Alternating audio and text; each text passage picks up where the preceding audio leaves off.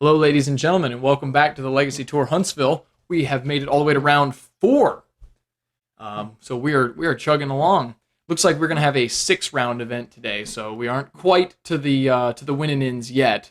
We'll be featuring Jeremy Masiolek on Merfolk playing against Josh Wheeler on Tezzerator of all decks. Not a really common one, although Lane, I've run both of these. you are familiar with both of these decks. Yeah. What do you think as a person who has played both of these? How do you feel about this matchup? I feel like Merfolk is favored, but I think if Josh can land his ensnaring bridge through Jeremy, it's going to look good. It's just making that happen. They do not have Merfolk does not have an answer to an ensnaring bridge. Well, not typically on the main deck. I mean, I'm running Echoing Truths main deck, so you do have that. But I really feel like, other than that, I mean, Merfolk has ways to disrupt him doing that as well. So I don't know. I mean, I feel like Tezzerator is just more of a slower, deck. I mean, if he can kind of lock down what Merfolk is doing, because pretty much Josh is going to be playing Island, so Right, he can't block, and Yeah. Tezzerator doesn't do much blocking anyway. What do they have? Yeah. Baleful Strix, and that's about it. Yeah, and he's already started with the turn one, Aether Vial. So not that he has a whole lot of turn one plays. I mean, he does have the Curse Catcher, but I mean, there's not a whole lot that you can kind of shut off. Yeah. I don't see a lot of legacy decks playing things like Vapor Snag or anything like that. Right. So, and plus, right now Jeremy's going to be playing multiple spells a turn. And Josh. So what would Josh be able to shut off from or? Oh, because Tezzerator runs Chalice of the Void. Yeah, they're right? running. Okay. They're running Chalice. I feel like if you can get a bridge down, maybe through Jeremy's like Force of Wills and Dazes, he'll be good. But it's just seeing that happen will be difficult. Well, there's a good card in the matchup. Yeah. Thopter Foundry. If you can find the remainder of the combo. Yeah. Although that's still not perfect. Because Merfolk was able to put out damage fast enough that it might actually be able to overwhelm. Yeah. And making blockers isn't really the best because you're playing Island, so you're probably not going to be able to block what they're putting through. Right. So the Merfolk deck, Yeah. sort of denies blocking, or I guess it gets to play on the fact that most legacy decks are running islands. So the Lord creatures like Lord of Atlantis and what's the other one? Lord of, or Master of the Pearl Master Trident? of the Pearl Trident, yeah, and then Those- Regiere, but that's not Island Walked. But Those creatures grant Island Walk, making your creatures effectively unblockable against at least 70% of your legacy matchups. yeah. Now, of course, Josh can be aggressive here if he has like the sword of the Meek would be great. Sure. A lot of them are playing There's the Lord Thirst of for Atlantis. Knowledge, and if he could pitch it off that or something like that would be great. Ooh. Well, it is pretty telling here too, because Jeremy actually, I don't know what's in his hand actually. Something tells me he's got reactive spells because he's not playing actually multiple Merfolk a turn. Well, with the Aether Vial, he doesn't really press to. So if he has things like Spell Pierce or I don't know what else they might run, Flusterstorm. Yeah, that's probably not a main deck card, but Yeah, they're playing Days usually, and they're playing Force. so he wouldn't have to tap out. He could actually hold back for things like an Ensnaring Bridge or whatever, and the Aether Vial can continue to apply pressure. Yeah, but I mean, we aren't seeing things like the Silvergill. Silvergill Adept. Yeah. Well, that would have also been something he could have put in off the vial, but presumably doesn't have it. Yeah. Yeah, I was thinking maybe Silvergill and then put in the Lord, revealing the Lord. So I'm thinking he's got reactive cards in his hand. Or it could just be a glut of lands. Well, no, Yeah, I well, guess he's not been no. He playing. missed a land drop. Sure. Yeah, so Well, he can't have too much reactive spells if he's letting Jace the Mind Sculptor resolve. I well, feel that's a good point. maybe it's just a lot of 3-mana spells. I Yeah. know the deck has. Well, there's a Vendilion Click. Yeah, I was about That's to an say interesting one. maybe I was thinking maybe the Regiere, but that would have come down whenever he attacked with the Lord. I assume Jeremy will go after Wheeler's hand to try and strip apart some pieces, but that's just tough to do with Jace with Jace on the table. Like, you can hide your best spells. Yeah, but I guess he figures, well, let's do it now. Not sure what who the target is. I guess it's possible Jeremy. Yeah, it's possible Jeremy has like dead cards in his hand and he just wants to replace them. So Vanillion Click can do that. Looks like the draw was another Aether Vial, which is not what you want to see in this position. Oh yeah, he did. He ditched the Chalice. So, because maybe it could be Chalices in his hand. It's kind of funny. You got 2 Chalice decks going on here. Neither one which are really affected by it.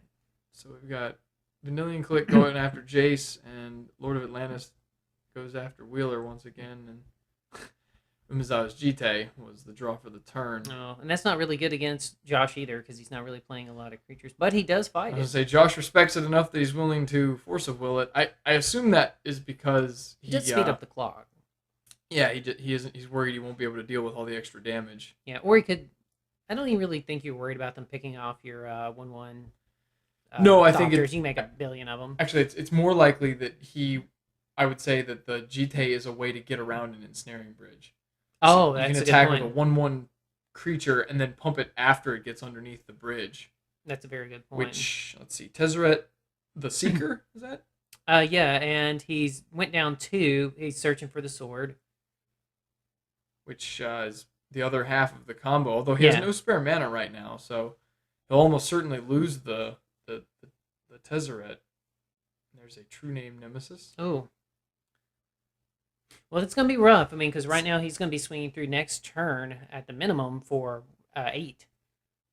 Right, and part of that can finish off the Tezzerator, so that's not an option.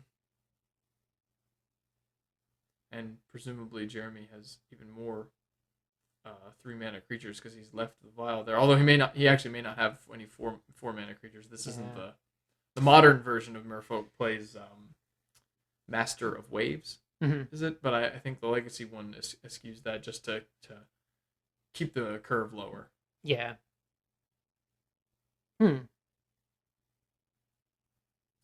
Interesting matchup here. The Legacy Tour Huntsville sure brings out some interesting decks. It does, and there's our Island Walk too, which is pretty bad. Oh, so that's a Master of the Pearl Trident. This has another Lord effect. Yeah. It's like we've got Vanillion Click taking care of Tezzerator, and then another 4, 5, 6, 7, 8 damage coming at Josh. So this is pretty much do or die, right? Yeah, I actually think at that point maybe he should have Tezzerator for the bridge, because if he would have played another Lord, he only had 2 cards in hand, and Jeremy wouldn't have been able to swing in at all. So 2 damage from the Ancient Tomb should leave Josh Wheeler at 5 life. We see 6, 1, 2. 3. Something tells me the bridge is coming down now. That's he's down to 1. Mana? Let's see, 1, 2. It's possible he's using because he has an Urborg that he's using the Ancient Tomb for just. Okay, mana. Yeah, that seems smart. But yeah, there's the Ensnaring Bridge, which is probably lights out for Jeremy unless he has. And seems safe to play there. He couldn't daze it and he couldn't force it with only 1. Oh, he had 2 cards in hand. I'm sorry, he could have. Not sure what else. What else Jeremy might have to try and play through this? But this seems like should be pretty much a hard lock, unless Josh has the unfortunate turn of events where he just draws like Force of Wills or something like that. Where he can't cast them, but. Well, I mean, and this is strong too. I mean, he'll just make a bunch of guys and get lethal on board and then swing over. Oh, he can also gain a lot of the lost life back. Although, if Jeremy has any answer to the bridge, I don't know if Josh can gain life fast enough to stop that. Oh yeah, I mean, if the bridge comes off board, I mean that is like so much damage that's coming through with Island Walk and a flyer. Well, we're not worried as much about the flyer, but yeah, just the Island Walk and definitely. So, coming in for 3? 2. 2. 1, 2 is what it is, not 2, 1. It's gonna be rough. What's Tez doing? Untapping the give him vigilance. Yeah. What is that? A blue Thopter? I think.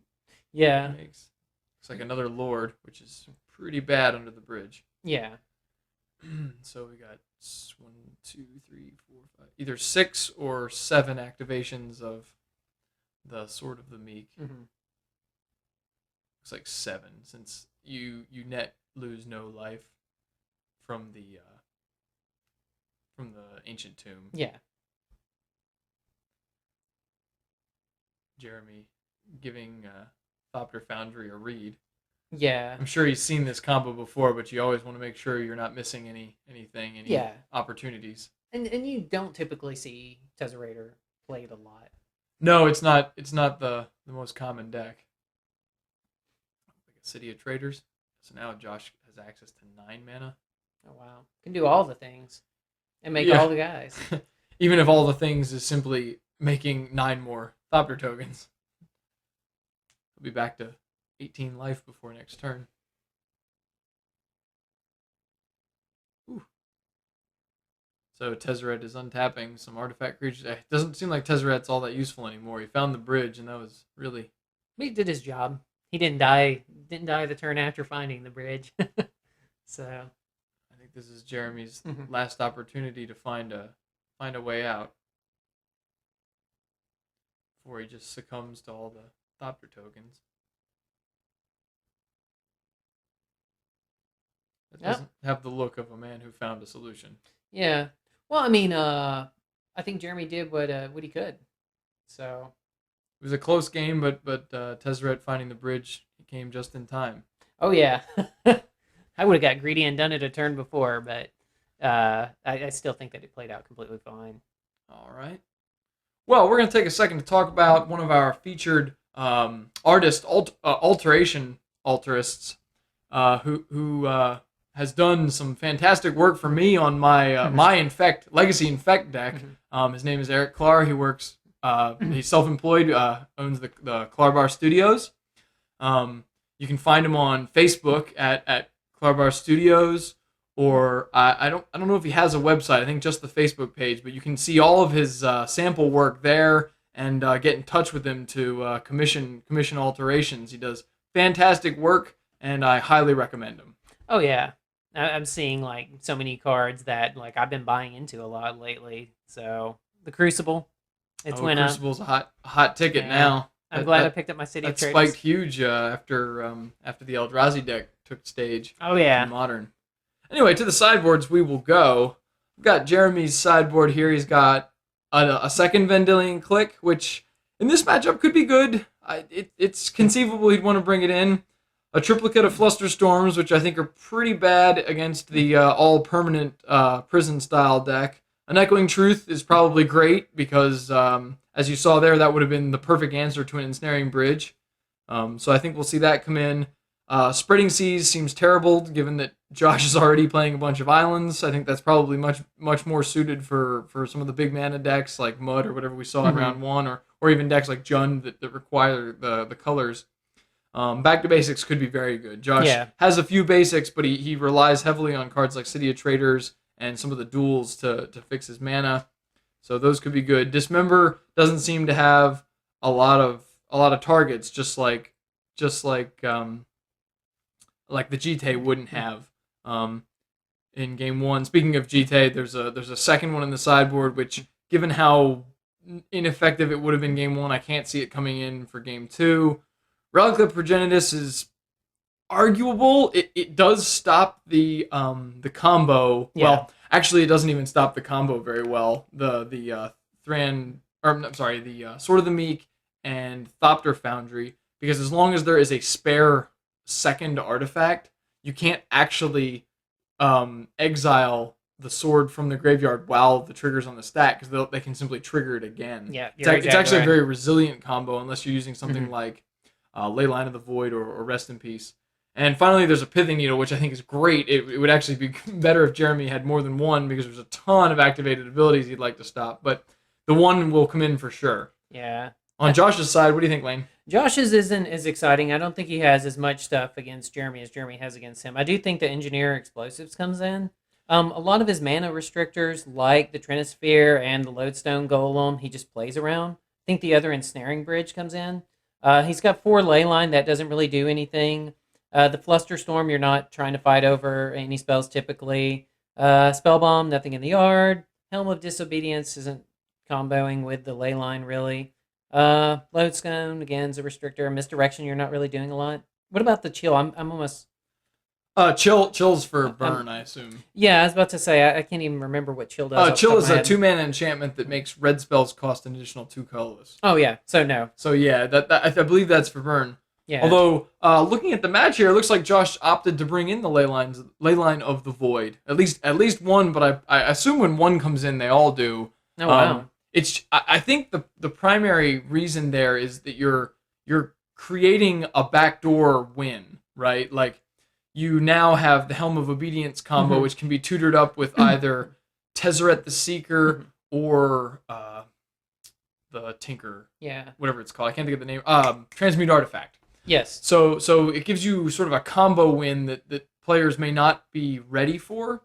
While also, I guess, Leyline of the Void also serves as, your yard hate for against decks like Dredge or Reanimator or things like that.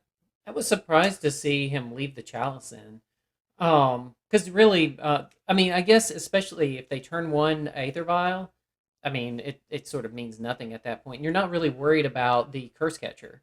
So I guess it's possible Josh doesn't know the Merfolk deck all that well, like what its typical converted mana costs are. It's possible that he thinks Chalice is more useful than it would be, or maybe some of the best sideboard hate against his deck costs 1 mana, and he's just leaving it to preemptively fight against that. Yeah, and at this point too, maybe he's also cutting him off of future Aether Vials too, which would be even the turn 2 Aether Vial is really good. Just being able to play out multiple things a turn.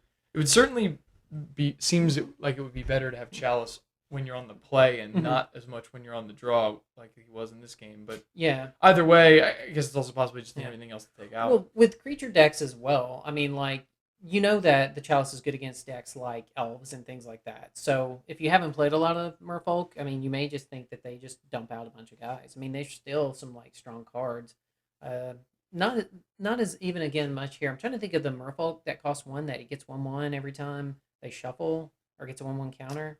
Kosi's Trickster, yeah, because you're not really doing a lot of shuffling in this deck. He did here, but typically, outside of pulling a lot of polluted deltas, you're not cracking as many fetches as a lot of other decks are. It's usually just a set of polluted deltas. Right. Oh, out of Tezzerator, yeah. I don't know. I almost think there might be more value to playing waiting and putting the Chalice on 4. On paying 4 mana to put it on 2. But again, Josh may not realize what the typical curve looks like out of the Merfolk deck. So yeah, it's true. Which, granted, here it would have played out just weird anyway because he's got the why can I brain tonight 3/1 protection from other player. True name Nemesis. True name, yes. So he went 2 and then 3. So Jeremy has the force of will to stop a Tezzerator, which would almost certainly be getting the bridge again. Oh, I imagine so. Because I'm trying to think, how many cards has he got in hand? 4? Well, I guess you could still get under the bridge at that point. Yeah, but it's just. But yeah, it's inevitable. He could get through this turn, but maybe not the next. And there is the back to basics that we mentioned earlier, which is pretty backbreaking right here, because especially given that Josh opted to search for Underground Sea instead of Swamp. He originally chose Swamp, but went back and changed his mind, probably because he needed the second blue mana. Yes. See what Josh has in store here. City of Traders kind of helps gets him back in here. Oh, so there's a naturally drawn ensnaring bridge, but the backup force of will, and Josh packs it in. Jeremy had it all. Oh wow! So that was a quick game, and man, Merfolk can be devastating. Yeah. So here we'll take a second to talk about the Birmingham Championship Series. This is a series of events being held in the Birmingham, Alabama area. There are 5 qualifying events spanning Modern, Standard, and Sealed, which culminates then in a 40-person invitational. The winners, or I think all of the top 8 from those 5 qualifiers, are invited to the invitational then, and there's some fairly large prizes. You can find out more about that at Birmingham Championship Series, or Birmingham Champion Series, on Facebook. Yeah, I like the stylized mana symbols there too on the playmat. Yeah, that was kind of cool. Actually, it's worth noting.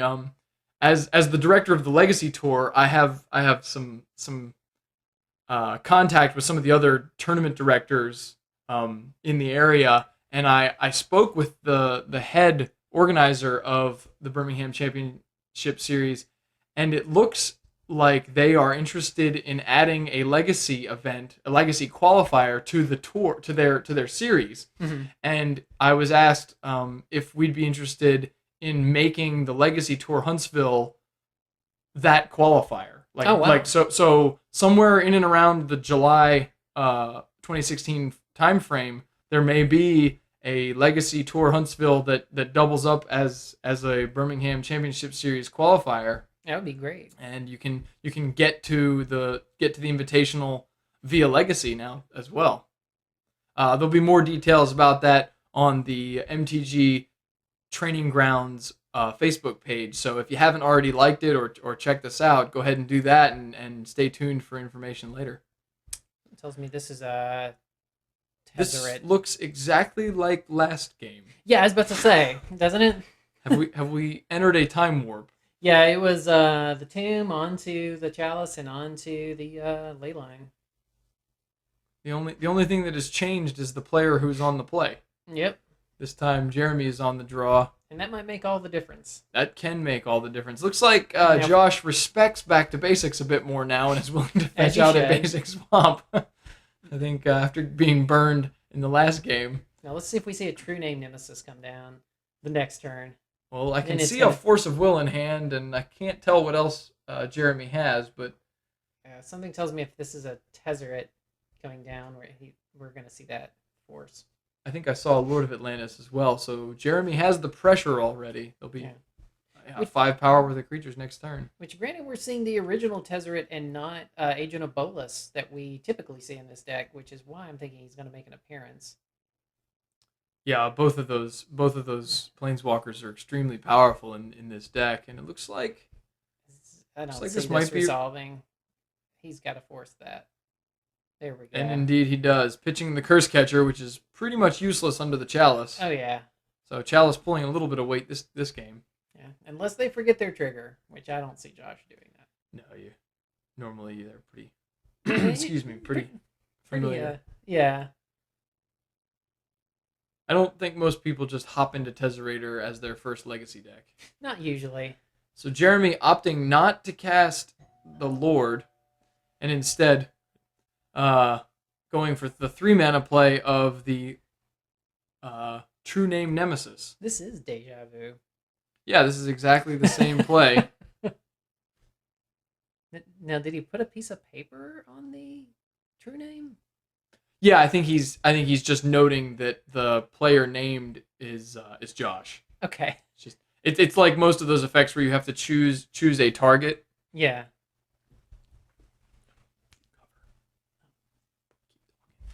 All right, now let's see what's going on. We got an island coming down.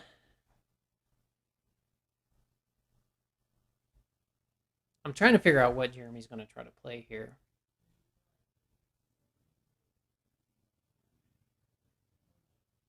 I'm seeing like 2 spells, maybe a Silvergale and a Lord? Well, there's our Lord. I think you go ahead and get as much pressure down. Oh my goodness, yeah. So right now we have 6. We have 10 damage coming across, so it puts Josh at 2. It looks like. So he's dead on the swing back. Josh definitely needs a bridge.